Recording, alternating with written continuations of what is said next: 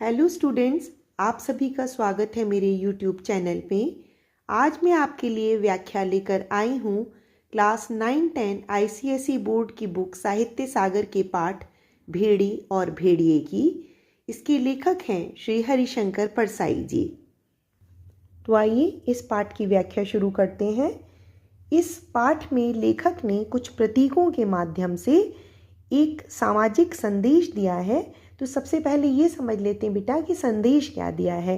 इस पाठ में लेखक ने आम जनता जो कि सीधी सादी भोली भाली है, इसको किसी ज़्यादा छल प्रपंच से लेना देना नहीं है, उसको भ्रष्ट और धूर्त राजनीतिज्ञ अपनी स्वार्थ की सिद्धि के लिए किस तरह से मूर्ख बनाते हैं और उस जनता को उनके छल प्रपंचों से किस प्रकार अपने हितों की रक्षा करनी है, किस प्रकार समझदारी से मतदान करते हुए एक अच्छी सरकार का, एक अच्छी संस्था का निर्माण करना है। सबसे पहला प्रतीक जो इसमें लिया गया है वो है भेड़। भेड़ कहते हैं बेटा शीप को, और भेड़ का प्लूरल यानी बहुवचन है भेड़ें। तो भेड़ जो है वो एक बहुत सीधा साधा जानवर होता है जो सिर्फ अपने काम से काम रखता है, उसको किसी से कोई लेना देना नहीं होता। ये शाकाहारी प्राणी होता है। तो ये प्रतीक किसका दिखाया गया है? ये प्रतीक है सीधी सादी जनता का। दूसरा प्रतीक इसमें लिया गया है बेटा भेड़िया। भेड़िया जो होता है, जिसको वुल्फ कहते हैं, ये डॉग फैमिली का एनिमल होता है और अपनी धूर्तता, अपनी मक्कारी के लिए जाना जाता है। तो भेड़िया, भेड़िया के का प्लूरल होता है भेड़िए, जो कि इस पाठ के नाम में प्रयोग किया गया है। भेड़े और भेड़िए नाम है ना इसका। तो भेड़िया किसका प्रतीक माना गया है? भेड़िया प्रतीक माना गया है आजकल के जो राजनेता हैं, जो अपने स्वार्थ की सिद्धि में लगे रहते हैं, जनता की भलाई के लिए कुछ नहीं करते, भिन्न भिन्न प्रकार की चालें चलते हैं, जनता को भ्रमित करते हैं और अपने स्वार्थ सिद्धि पर ही उनका पूरा ध्यान केंद्रित रहता है। एक तीसरा चरित्र इसमें और है, वो है सियार, जिसको जैकल कहते हैं इंग्लिश में। सियार भी बड़ा धूर्त और मक्कार किस्म का जानवर होता है। ये अपने आप कुछ ज़्यादा सक्षम नहीं होता है। भेड़ियों के शिकार करने के बाद जो बची कुची अवशेष होते हैं उसी से ही अपना उदर पोषण यानी अपना पेट भरने का काम करते हैं। ये किसका प्रतीक है? ये प्रतीक है भ्रष्ट अफसरशाहों का, जो कि दिन रात राजनेताओं की चापलूसी में लगे रहते हैं कि राजनेताओं के खा चुकने के बाद जो कुछ बचा खुचा होगा वो हमें प्राप्त हो जाए। यहाँ बात हो रही है बेटा भ्रष्टाचारी की। तो राजनेता जितनी घूसखोरी करने, अपना उल्टे सीधे तरीके से पैसा कमा लें, उसके बाद अगर कुछ बात बनती है तो वो अफसरशाहों की बात बन जाती है।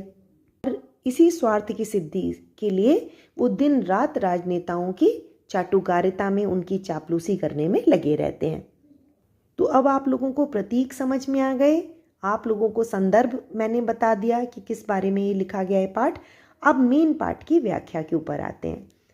एक बार एक वन के पशुओं को ऐसा लगा कि वे सभ्यता के उस स्तर पर पहुंच गए हैं जहां उन्हें एक अच्छी शासन व्यवस्था अपनानी चाहिए। ये बात हो रही है कि जब जानवरों को ऐसा लगा कि अब वो इनफ सिविलाइज्ड हो गए हैं, उन लोग सभ्य हो गए हैं, तो अब उनको एक सिस्टमैटिक शासन की व्यवस्था को अपनाना चाहिए। और एक मत से यह तय हो गया कि वन प्रदेश में प्रजातंत्र की स्थापना हो, और सबने मिलजुल कर ये तय किया कि भाई एक डेमोक्रेटिक गवर्नमेंट, एक प्रजातंत्र वाली सरकार हमको चाहिए। पशु समाज में इस क्रांतिकारी परिवर्तन से हर्ष की लहर दौड़ गई कि सुख, समृद्धि और सुरक्षा का स्वर्ण युग अब आया और वह आया। क्रांतिकारी बेटा कहते हैं रिवॉल्यूशनरी, ऐसा परिवर्तन जो कि अब से पहले नहीं हो पाया था और जिसके बारे में शायद विचार भी नहीं किया गया था। तो जब उन्होंने ये सोचा कि प्रजातंत्र की स्थापना हो, एक हमको सिस्टमैटिक गवर्नमेंट, एक सिस्टमैटिक शासन चाहिए, तो ये विचार आने के साथ पूरे जो जानवरों का समुदाय था उसमें बहुत ही खुशी की लहर दौड़ गई कि अब के बाद का जो जीवन होगा वो हमारा सुख, समृद्धि, खुशियों से भरा होगा और हम लोग पूरी तरह से प्रोटेक्टेड फील करेंगे, सुरक्षित महसूस करेंगे और अब हमारे जैसे कहते हैं ना अच्छे दिन आ गए। जिस वन प्रदेश में हमारी कहानी ने चरण धरे हैं उसमें भेड़ें बहुत थीं। भेड़ देखिए, आपको बताया था ना, भेड़ प्रतीक है एक साधारण जनता का, जो आप हैं, हम हैं। तो निहायत नेक, ईमानदार, नेक कहते हैं बेटा भले को, ईमानदार, कोमल, विनयी, दयालु, निर्दोष पशु जो घास तक को फूंक फूंक कर खाता है। जो इसमें भेड़ों की क्वालिटीज़ बेटा जो बताई गई हैं वो एक साधारण जनमानुष की क्वालिटीज़ हैं। आप हैं, हम हैं, जो नॉर्मल मिडिल क्लास लोग हैं, जो साधारण जनता जिसको हम कह सकते हैं, उसको ज़्यादा छल कपट या किसी चीज़ से लेना देना नहीं होता। उसको तो बस अपना, अपने घर परिवार, अपने समाज, सीमित दायरे का ही उसको ज्ञान होता है और पूरी दुनिया में क्या छल प्रपंच हो रहा है इससे उसको कोई लेना देना नहीं होता। इन सब चीज़ों में वो पढ़ना ही नहीं चाहता, इन्वॉल्व ही नहीं होना चाहता। तो भेड़ों ने सोचा कि अब हमारा भय दूर हो जाएगा। हम अपने प्रतिनिधियों, प्रतिनिधि कहते हैं बेटा रिप्रेजेंटेटिव्स। डेमोक्रेसी में क्या होता है, आप लोग इलेक्ट करते हैं, आप लोग वोट करते हैं, मतदान करते हैं और अपने जो रिप्रेजेंटेटिव्स होते हैं, प्रतिनिधि होते हैं, उनको इलेक्ट करके आप ऊपर भेजते हैं। उन सबको मिलाकर ही तो सरकार का गठन होता है। फिर वो कानून बनाते हैं, आप लोगों के हित में ये माना जाता है, हम लोग जनता के हित में वो कानून बनाते हैं और पूरा सिस्टम इसी प्रकार से चलता है। तो भेड़ों ने सोचा कि अब जब हम प्रॉपर सरकार बनवा रहे हैं तो अब ऐसा कानून बन जाएगा कि कोई भी जीवधारी किसी को ना सताएगा, ना मारेगा, सब जिए और जीने दें। मतलब लिव एंड लेट लिव वाली पॉलिसी अब लागू हो जाएगी। शांति, स्नेह, बंधुत्व, बंधुत्व कहते हैं बेटा भाईचारे को, आपसी मेल जोल को, और सहयोग पर समाज आधारित हो। इधर भेड़ियों ने सोचा कि हमारा अब संकट काल आया। भेड़ियों ने सोचा कि अगर ये ऐसा कानून बनवा लेंगे भेड़ें कि हम ना किसी को मार सकते हैं, ना सता सकते, तब हम खाएंगे क्या? अगर हम शिकार नहीं कर पाएंगे तो हम खाएंगे क्या? तो उन्होंने सोचा अब तो हमारा बहुत मुसीबत का समय आ गया। भेड़ों की संख्या इतनी अधिक है कि पंचायत में उनका ही बहुमत होगा और अगर उन्होंने कानून बना दिया कि कोई पशु किसी को ना मारे तो हम खाएंगे क्या? उन्होंने कहा इनकी मेजॉरिटी है, भेड़ों की संख्या ज़्यादा है और फिर तो बहुत तय बात है कि यही लोग जीतेंगे। जब जीतेंगे तो ये फिर ऐसा कानून बना लेंगे और ऐसा कानून बना लेंगे तो हम क्या करेंगे? जब भेड़ को मार ही नहीं पाएंगे, शिकार नहीं कर पाएंगे किसी जीव का, तो फिर हम खाएंगे क्या? हमें तो भूखे मरने के दिन आ जाएंगे। क्या हमें घास चरना सीखना पड़ेगा? अब इसको साधारण जनता और राजनेताओं के संदर्भ में जरा समझ कर देखिए। अगर सारी जनता जिस तरह से ईमानदार और साधारण तरीके से जीवन यापन करती है या करना चाहती है, नियम कानून के तहत वो रहना चाहते हैं, तो राजनेताओं में ये भय व्याप्त हो जाता है बेटा कि जब कोई किसी तरह की भ्रष्टाचारी और दुष्टता के लिए कोई स्थान रहेगा ही नहीं। अगर इतना सिस्टमैटिक तरीके से सरकार चलेगी तो फिर हम क्या करेंगे? उनको तो जीवन यापन करना है गलत सही तरीके से, किसी तरह से धन अर्जित करना है, अपनी मनमानी करनी है, तो उनको ये भय सताता है कि अगर ठीक प्रकार से अगर सब सिस्टमैटिक तरीके से काम किया जाए तो फिर हमारी कोई दाल नहीं गलेगी। ज्यों ज्यों चुनाव समीप आता भेड़ों का उल्लास बढ़ता जाता और जो जो चुनाव समीप आता भेड़ियों का दिल बैठता जाता। दिल बैठना बेटा एक मुहावरा है। दिल बैठना मतलब कि घबराना, घबराहट उनकी बढ़ती जा रही थी। एक दिन बूढ़े सियार ने भेड़िए से कहा, मालिक आजकल आप बड़े उदास रहते हैं। अब देखिए अब कौन सा कैरेक्टर की किसकी एंट्री हुई है? सियार की। सियार कौन है? चापलूस अफसरशाह जो राजनेताओं की चापलूसी में दिन रात लगे रहते हैं अपने हित साधन की पूर्ति करने के लिए, अपना भला हो जाए इसलिए उनकी दिन रात चाटुकारिता करते रहते हैं। वो गलत करें तो उसको में हाँ मिलाएंगे, सही करें तो उसमें हाँ मिलाएंगे। उनका अपना कोई ओपिनियन नहीं होता। उनका एक ही टारगेट होता है कि बस अपना हित साधन करना, अपना धन अर्जन करना। तो सियार ने भेड़िए से कहा कि आजकल आप भाई बड़े उदास रह रहे हैं। तो अब हर भेड़िए के आसपास 2-4 सियार रहते ही हैं। इसको इस संदर्भ में, सामाजिक संदर्भ में समझ के देखिए कि जहाँ कहीं भ्रष्ट करप्ट नेता हैं वहाँ उनके 2-4 चापलूस तो आपको आगे पीछे लगे ही दिखाई दे जाएंगे। जब भेड़िया अपना शिकार खा लेता है तब ये सियार हड्डियों में लगे मांस को कुतर कर खाते हैं और हड्डियां चूसते रहते हैं। ये भेड़िए के आसपास दुम हिलाते चलते हैं। दुम कहते हैं बेटा पूंछ को। दुम हिलाते चलते हैं, उसकी सेवा करते हैं और मौके बेमौके हुआ हुआ चिल्लाकर उसकी जय बोलते हैं। तो आप इसको आप सामाजिक संदर्भ में समझकर देखिए कि जहाँ जहाँ भ्रष्ट राजनीतिज्ञ होते हैं, 2 4 6 उनके चापलूस अफसरशाह और ऐसे लोग उनके आसपास लगे ही रहते हैं, जो कि किस आस में लगे रहते हैं, किस आशा में लगे रहते हैं कि इनसे जो कुछ भी हमको प्राप्त होगा उसी से हमको अपना जीवन यापन करना है। और अपनी इसी हित साधन की पूर्ति के लिए उनकी हाँ में हाँ मिलाते रहते हैं। चाहे बात सही हो चाहे गलत, इनको सिर्फ उनकी हाँ में हाँ मिलानी है और बीच बीच में उनकी जय जयकार करते रहते हैं। तो बूढ़े सियार ने बड़ी गंभीरता से पूछा, महाराज आपके मुख चंद्र पर चिंता के बादल मेघ क्यों छाए हैं? तो मुख चंद्र कहते हैं मतलब एक सिंबॉलिक है ना, मुख रूपी चंद्रमा, आपके चंद्रमा रूपी मुंह पे क्यों ऐसी उदासी और चिंता की हमको उसके बादल दिखाई दे रहे हैं। खैर भेड़िए ने कहा, तुझे क्या मालूम नहीं है कि वन प्रदेश में नई सरकार बनने वाली है, हमारा राज तो अब गया। सियार ने दांत निपोर कर कहा, हम क्या जाने महाराज, हमारे तो आप ही माई बाप हैं, हम तो कोई और सरकार नहीं जानते, आपका दिया खाते हैं, आप ही के गुण गाते हैं। अब ये इन बातों में क्या सिद्ध होता है?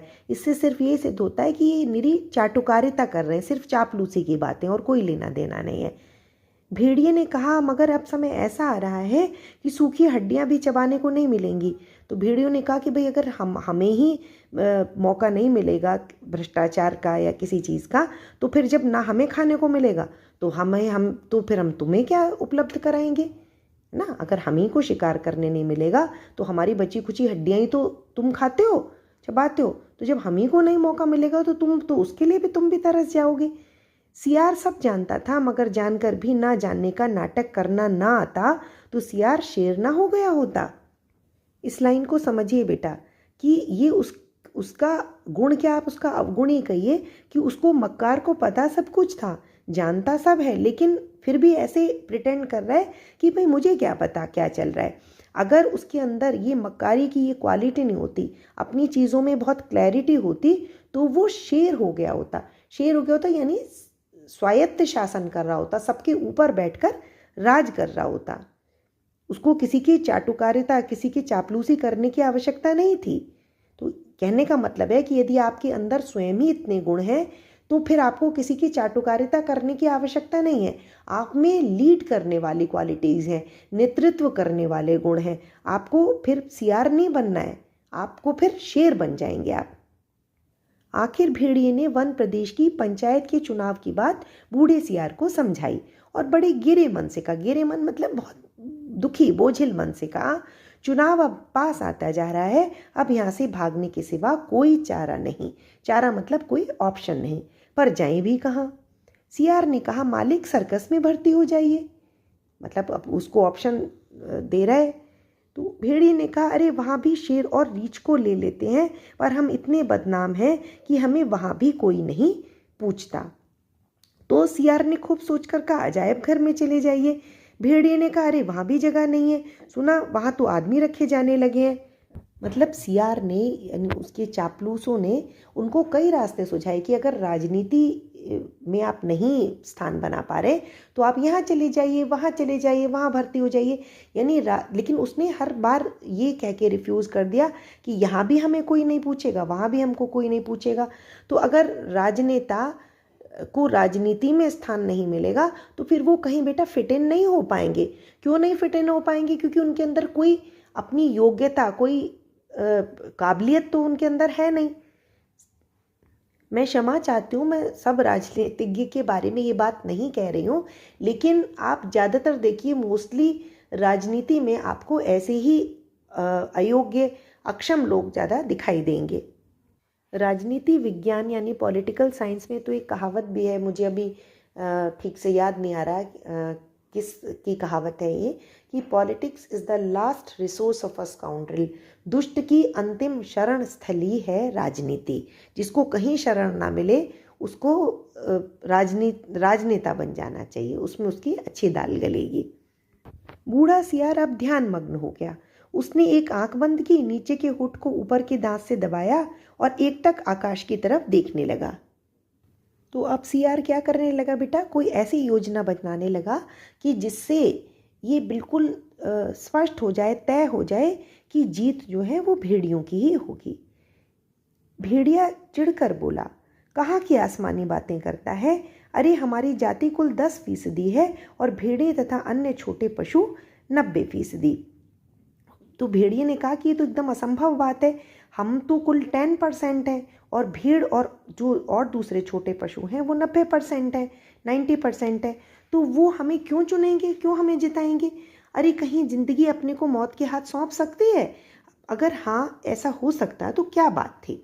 तो उनको लगा कि भाई पॉसिबिलिटी तो बिल्कुल है ही नहीं। जब वो कानून ऐसा बनाना चाह रहे हैं कि जिसमें ना कोई किसी को मारे ना परेशान करे, तो वो हमको क्यों जिताएंगे। बूढ़ा सियार बोला, आप खिन्न मत होइए। खिन्न मतलब कहते हैं डिसअपॉइंट मत होइए। सरकार 1 दिन का समय दीजिए, कल तक कोई योजना बन ही जाएगी। मगर एक बात है, आपको मेरे कहे अनुसार कार्य करना पड़ेगा। मतलब मैं कोई ना कोई योजना बना तो लूँगा, लेकिन आपको मेरे इंस्ट्रक्शंस फॉलो करने पड़ेंगे। मुसीबत में फंसी भेड़िए ने आखिर सियार को अपना गुरु माना और आज्ञा पालन की, यानी उसकी कही बातों को मानने की शपथ ली। दूसरे दिन बूढ़ा सियार अपने 3 सियारों को लेकर आया। उनमें से एक को पीले रंग में रंग दिया था, दूसरे को नीले में और तीसरे को हरे में। भेड़िए ने देखा और पूछा, अरे ये कौन है? बूढ़ा सियार बोला, ये भी सियार हैं सरकार, मगर रंगे सियार हैं, मतलब मैंने इनको रंग दिया है। अब ये आपकी सेवा करेंगे, आपके चुनाव का प्रचार करेंगे, यानी कि आपका इलेक्शन कैंपेन में सहयोग देंगे। भेड़िए ने शंका की। शंका मतलब कि सस्पेक्ट किया, शक किया, मगर इनकी बात मानेगा कौन? ये तो वैसे ही छल कपट के लिए बदनाम है कि अगर आप मेरे चुनाव प्रचार में ऐसे लोगों को लगा रहे हैं जो खुद ही, जिनकी अच्छी छवि नहीं है, भ्रष्ट हैं, सियारों को तो वैसे ही धूर्त माना जाता है, तो कौन इनकी बात मानेगा। तो सियार ने भेड़िए का हाथ चूम कर कहा, बड़े भोले हैं आप सरकार। अरे मालिक, रूप रंग बदल देने से तो सुना है आदमी तक बदल जाते हैं, फिर ये तो सियार हैं। तो उसने ये उनको आश्वस्त किया, ये निश्चिंत कराया भेड़िए को कि ये ठीक है, ये सियार हैं, इनकी इमेज कोई बहुत अच्छी नहीं है, लेकिन ये अपने ओरिजिनल स्वरूप पे कहाँ है, इनको तो मैंने रंग दिया है। यानी कि चुनाव कैंपेन में जो लोग उतरते हैं वो अपना असली रूप थोड़ी ना दिखाते हैं, वो तो वो दिखाते हैं जो आप देखना चाहते हैं। और तब बूढ़े सियार ने भेड़िए का भी रूप बदला। उसने कहा कि अगर भेड़िया भेड़िए की तरह, धूर्त आदमी धूर्त की तरह दिखाई देगा तो फिर कोई उसको थोड़ी ना चुनेगा। अब इसका रूप बदला, मस्तक पर तिलक लगाया, गले में कंठी पहनाई, कंठी कहते हैं बेटा माला को, और मुंह में घास के तिनके खोस दिए। अब इसको कैसे पोर्ट्रे कर रहा है, एकदम संत की तरह कि जिसको किसी भी शिकार से या मारम काट से कोई लेना देना नहीं है। और तिनके किस लिए खोस दिए मुंह में? ऐसे कि अब ये नॉनवेज नहीं है, अब ये किसी का शिकार नहीं करते, ये अब प्योर वेजिटेरियन है, घास तिनके खाते हैं। बोला, अब आप पूरे संत हो गए, अब भेड़ों की सभा में चलेंगे, मगर 3 बातों का ध्यान रखना। अपनी हिंसक आंखों को ऊपर मत उठाना। हिंसक यानी वायलेंट। आपकी आंखों में जो हिंसा टपकती है कि इसको मारूं, उसको काटूं, तो इनको ऊपर मत उठाना। हमेशा जमीन की ओर देखना और कुछ बोलना मत, नहीं तो सब पोल खुल जाएगी। यानी आपकी पोल खुल जाएगी, यानी आपकी असलियत सामने आ जाएगी। और वहाँ बहुत सी भेड़ें आएंगी, सुंदर सुंदर, मुलायम मुलायम, तो कहीं किसी को तोड़ मत खाना, क्योंकि भाई आप आदत से मजबूर है। उनको तो भेड़ों को देखते ही मुंह में पानी आ जाता है, लेकिन ऐसा आपको करना नहीं है। तो इससे अच्छा आप नीचे ही देखते रहना, ना देखोगे ना खाने को जी लग जाएगा। भेड़िए ने पूछा, लेकिन ये रंगे सियार क्या करेंगे, ये किस काम आएंगे? बूढ़ा सियार बोला, ये बड़े काम के हैं, आपका सारा प्रचार तो यही करेंगे, इन्हीं के बल पे आप चुनाव लड़ेंगे। यह पीला वाला सियार बड़ा विद्वान है, विचारक है, कवि भी है और लेखक भी, यानी ये जर्नलिस्ट है। ये जो जर्नलिज्म वाला ग्रुप है, हमारा पत्रकारिता वाला, मीडिया वाला जो ग्रुप है, ये उसका प्रतीक है, उसको रिप्रेजेंट कर रहा है। ये नीला सियार नेता और पत्रकार है, और ये हरा धर्मगुरु है ना। बस अब चलिए, जरा ठहरो। भेड़िए ने बूढ़े सियार को रोका। कवि, लेखक, नेता, विचारक, ये तो सुना है बड़े अच्छे लोग होते हैं, और ये तीनों मतलब इनकी तो इमेज एक तरह से समाज को बनाने वाली इनकी छवि होती है, लेकिन ये तो तीनों खुद ही भ्रष्ट हैं। तो बात काट कर सियार बोला, ये तीनों सच्चे नहीं हैं, रंगे हुए हैं महाराज, अब चलिए देर मत कीजिए। ये बेटा किस चीज़ पर प्रहार हो रहा है? ये इस चीज़ पर प्रहार हो रहा है कि जो हमारे धर्म गुरु हैं, हमारे पत्रकार हैं, हमारे इंटेलेक्चुअल्स हैं, जिनको समाज को के जो बेस हैं, जिनको का समाज को बनाने में बहुत बड़ा योगदान है, इनको बहुत साफ सुथरा और अच्छी छवि का होना चाहिए, लेकिन ये तो स्वयं ही भ्रष्ट हैं, करप्ट हैं, रंगे हुए हैं, अपना ओरिजिनल स्वरूप नहीं दिखा रहे हैं ये लोग। और वे चल दिए। आगे बूढ़ा सियार था, उसके पीछे रंगे सियारों के बीच भेड़िया चल रहा था। मस्तक पर तिलक, गले में कंठी, मुख में घास के तिनके, यानी अपना ऐसा स्वरूप दिखा रहा था जो कि वो असली में है ही नहीं। धीरे धीरे चल रहा था, अत्यंत गंभीरता पूर्वक, सिर झुकाए विनय की मूर्ति, इतना सीरियस, इतना ओबीडियंट, इतना पोलाइट। उधर एक स्थान पर सहस्त्रों सहस्त्रों यानी हजारों भेड़ें इकट्ठी हो गई थीं उस संत के दर्शन के लिए, जिसकी चर्चा बूढ़े सियार ने फैला दी थी। उसने इतना प्रोपेगंडा कर दिया था कि एक संत आ रहे हैं, महान हैं, मतलब इतनी तगड़ी उसकी पब्लिसिटी की थी कि बहुत सारी भेड़ें इकट्ठी हो गई। चुनावी प्रचारों में, इलेक्शन कैंपेन में भी तो यही होता है, इसी तरह का झूठा सच्चा प्रचार करके ढेर सारी भीड़ इकट्ठी कर ली जाती है। चारों सियार भेड़िए की जय बोलते हुए भेड़ों के झुंड के पास आए। बूढ़े सियार ने एक बार जोर से संत भेड़िए की जय बोली। भेड़ों में पहले से ही यहाँ वहाँ बैठे सियारों ने भी जय ध्वनि की। मतलब भीड़ में अपने कुछ लोग छिपाए हुए थे, तो जैसे इन्होंने जय जयकार की, भीड़ में उसे उन्होंने भी जय जयकार कर दी भेड़िए की। भेड़ों ने देखा तो वे बोली, अरे भागो, यह तो भेड़िया है। मतलब इस तरह से पूरा प्रचार किया गया था कि एक संत हैं, वो आ रहे हैं। तो भेड़ जो थी वो भी कंफ्यूज हो गई। वो इसी चक्कर में, इस जैसे चुनाव रैली में भीड़ आ जाती है ना इकट्ठा, इस तरह से वो भी हो गई थी। जैसे ही उन्होंने देखा कि अरे ये तो भेड़िया है, इससे तो हमें अपनी जान का खतरा है, तो वो तुरंत भागने लगी।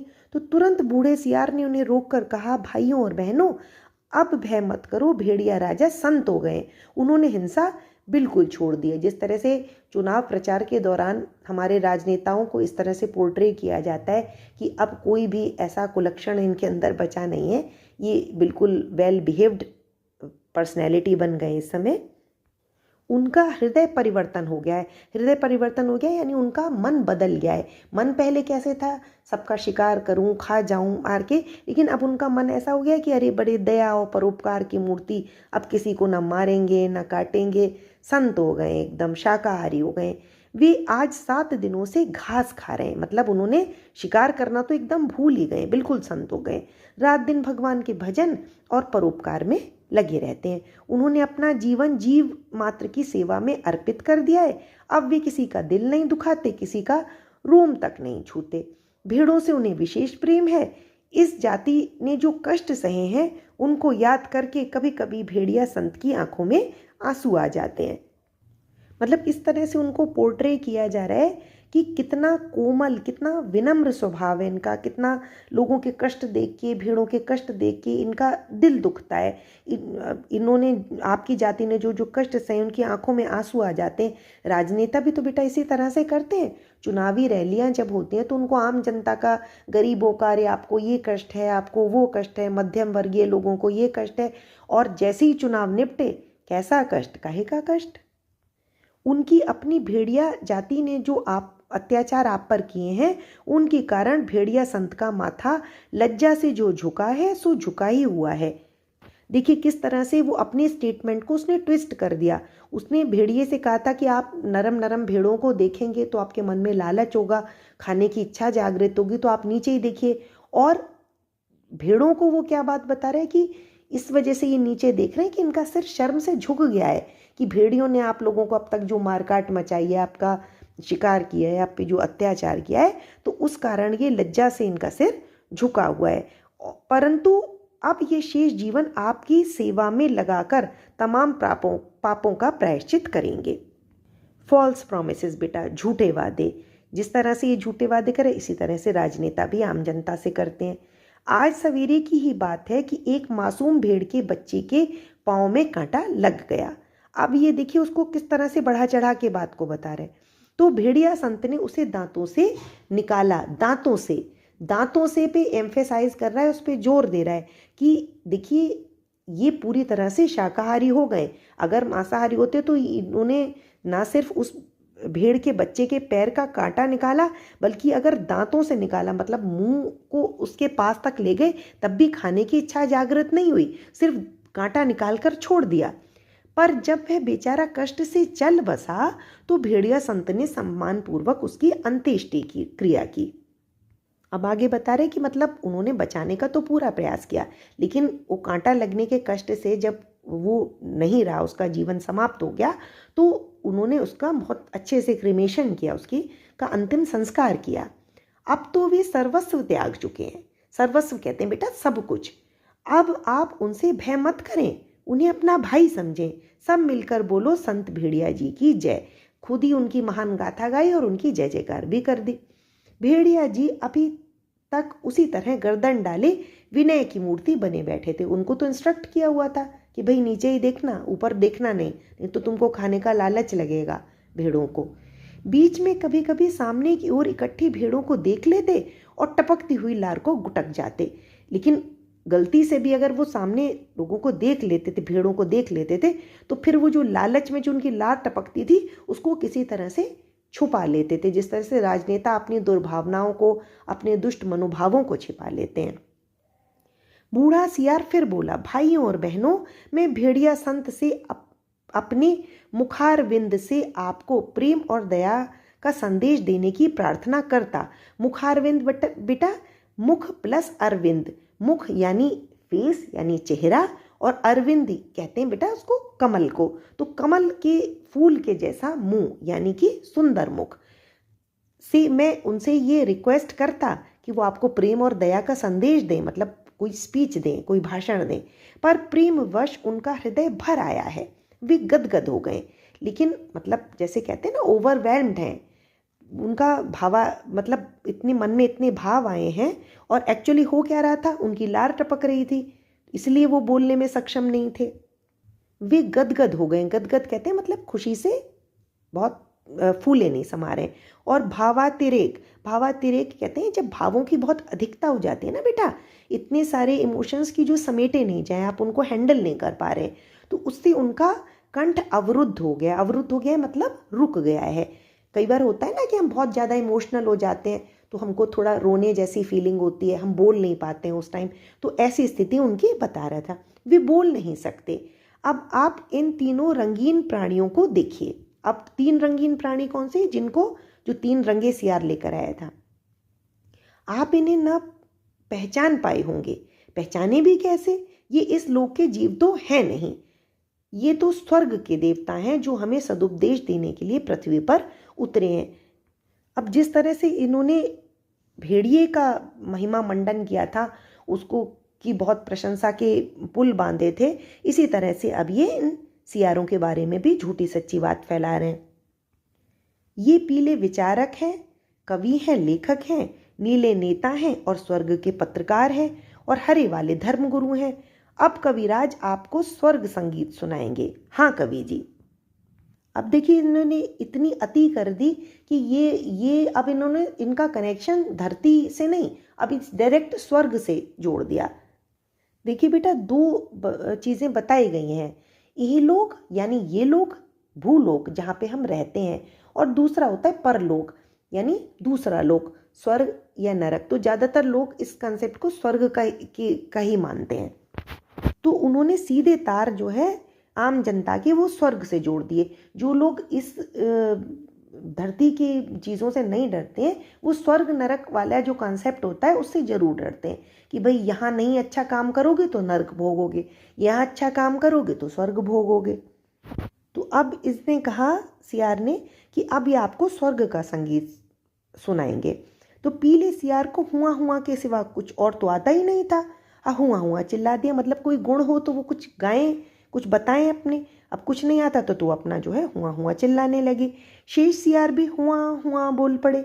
बूढ़े सियार ने आँख के इशारे से शेष सियारों को मना किया और चतुराई से बात को यूं कहकर संभाला, भाई कवि जी तो कोरस में गीत गाते हैं, पर कुछ समझे आप लोग? कैसे समझ सकते हैं? अरे कवि की बात सबकी समझ में आ जाए तो वह कवि कहेगा। तो बेटा सियारों को हुआ हुआ करने के अलावा कुछ आता नहीं था, यानी उनके अंदर कोई योग्यता तो थी नहीं कि वो कुछ कह सुन पाए। तो अब इन्होंने उनकी बातों को इंटरप्रेट किया है कि जैसे स्वर्ग में परमात्मा वैसे ही पृथ्वी पर भेड़िया। अब इन्होंने कंपैरिजन किया है भेड़िए का ईश्वर से। ये एक तरह से ये पोर्ट्रे करने की कोशिश की गई है कि ईश्वर का इनकारनेशन, उनका अवतार धरती पर ये है। हे भेड़िया जी महान, आप सर्वत्र, सर्वत्र मतलब सब जगह, व्याप्त हैं मतलब फैले हुए हैं, सर्वशक्तिमान है आप मतलब सबसे ज़्यादा पावरफुल हैं। प्रातः आपके मस्तक पर तिलक करती है, सांझ को उषा आपका मुख चूमती है, पवन आप पर पंखा करती है और रात्रि में आपकी ही ज्योति लक्ष लक्ष खंड होकर आकाश में तारे बनकर चमकती है। उनकी तुलना ईश्वर से की गई है ना, तो ईश्वर जिस तरह से सब में फैले हुए हैं, सर्वशक्तिमान है, उसी तरह से भेड़िया को ये बता रहे हैं कि सुबह जो है, प्रातः जो है वो आपके मस्तक पर तिलक करती है, आपका अभिषेक करती है। तो कहने का मतलब ये कि सुबह दोपहर शाम रात हवा दिन धूप तारे सब कुछ आप ही के कंट्रोल में है। फिर नीले रंग के सियार ने कहा, निर्बलों की रक्षा बलवान ही कर सकते हैं, भेड़ें कोमल हैं निर्बल हैं, अपनी रक्षा नहीं कर सकती। भेड़िए बलवान हैं, इसलिए उनके हाथ में अपने हितों को छोड़ निश्चिंत हो जाओ, वे भी तुम्हारे भाई हैं। तो नीले रंग का जो सियार था बेटा, जो नेता और पत्रकार था, तो वो अब भेड़ों को क्या कन्विंस करने की कोशिश कर रहा है, उनको ये आश्वासन दे रहा है कि तुम लोग कमज़ोर हो शारीरिक रूप से और भेड़िए सबल हैं, सामर्थ्यवान हैं, इसलिए अपने को इनके हाथों में सौंप दो, अपनी रक्षा का पूरा दायित्व इनको सौंप दो और तुम आराम से निश्चिंत होकर रहो। और भेड़िए भी तुम्हारे हित चिंतक हैं, वे तुम्हारे भाई हैं। सामाजिक संदर्भ में देखें तो बेटा चुनाव के समय इसी तरह से जो प्रचारक होते हैं वो आम जनता को आश्वस्त करते हैं कि ये इनके हित में ही, इनके हाथ में ही आप अपने सब जीवन की बागडोर सौंप दीजिए, आपके हित में ये सब ये काम करेंगे वो काम करेंगे। आप एक ही जाति के हो, तुम भेड़ वह भेड़िया, कितना कम अंतर है। अब देखो वो इनको आश्वासन दे रहा है, इनको आश्वस्त करने की कोशिश कर रहा है ऐसी बातों से जिनका कोई आधार नहीं है, कोई अर्थ नहीं है, कोई लॉजिक नहीं है। कहाँ भेड़ और कहाँ भेड़िया, लेकिन वो कह रहा है कि देखो कितना कम अंतर है, तुम भेड़ वह भेड़िया। और बेचारा भेड़िया व्यर्थ ही बदनाम कर दिया गया है कि वह भेड़ों को खाता है। अरे खाते और हैं, हड्डियां उनके द्वार पर फेंक जाते हैं। अब ये क्या उनको आश्वस्त करने की भेड़ों को कोशिश कर रहे हैं कि जितना भेड़ियों को आप गलत समझ रहे हैं कि हम शिकार करते हैं भेड़ों को खाते हैं, तो ऐसा है नहीं। असल में तो और लोग ये काम करते हैं और हड्डियां भेड़ियों के द्वार पर फेंक आते हैं उनके दरवाजे पर, और आप लोगों को लगता है कि भेड़िया जो है भेड़ों का शिकार करता है, हमको व्यर्थ ही बदनाम किया जाता है। जो राजनीतिज्ञ होते हैं वो भी तो एक दूसरे पे दोषारोपण ही करते रहते हैं। अगर कोई भ्रष्टाचार या गलत काम या किसी तरह की भी ढील सामाजिक कार्यों में इसकी शिकायत होती है या कोई बात उठती है, तो वो यही बताते हैं कि भाई हम तो ठीक हैं, हमने कोई गलत काम नहीं किया, ये तो उस पार्टी के नेता हैं, उस पार्टी के कार्यकर्ता हैं, इन्होंने ऐसा किया, इन्होंने वैसा किया। इसी तरह से होता है ना। तुम लोग तो पंचायत में बोल भी नहीं पाओगे, भेड़िए बलवान होते हैं, यदि तुम पर कोई अन्याय होगा तो डट कर लड़ेंगे। अब साथ साथ क्या उनको आश्वस्त कर रहा है कि अगर कभी कोई तुम्हारे हित की बात आई, तुम्हारे हित पर कोई आँच आती दिखाई दी, तो भेड़िए तुम्हारी रक्षा में डटकर लड़ेंगे भी और तुम्हारी तरफ से बोलेंगे भी। इसलिए अपने हित की रक्षा के लिए भेड़ियों को चुनकर पंचायत में भेजो। बोलो संत भेड़िया की जय। फिर हरे रंग के धर्मगुरु ने उपदेश दिया, जो यहाँ त्याग करेगा वह उस लोक में पाएगा, जो यहाँ दुख भोगेगा वह वहाँ सुख पाएगा। बेटा मैंने बताया था ना कि हमारे समाज में कुछ इस तरह की कायरता भीरुता है कि इस लोक में करे गए पाप से हम नहीं डरते हैं, हम ऊपर जाकर ईश्वर के यहाँ पर हमारा क्या हिसाब किताब होगा हम उससे डरते हैं, और उसी का फायदा ये धूर्त राजनीतिज्ञ उठाते हैं। तो वो क्या कह रहे हैं हरे रंग का धर्मगुरु कि जो तुम यहाँ पर त्याग करोगे तो तुमको वहाँ मतलब उस लोक में यानी मरने के पश्चात तुमको वहाँ पर सब कुछ मिलेगा।